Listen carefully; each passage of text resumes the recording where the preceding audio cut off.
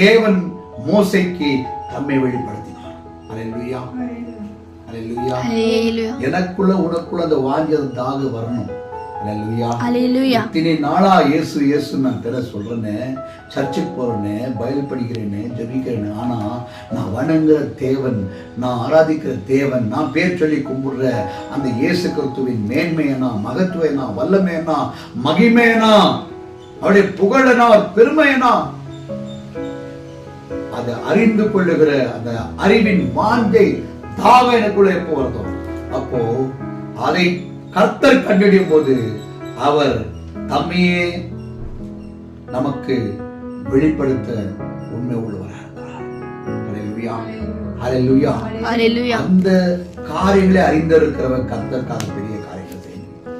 அல்லேலூயா. தன் தேவன் அறிந்திருக்கிற மனுஷன் திடன் கொண்டு கர்த்தருக்காக பெரிய காரியம்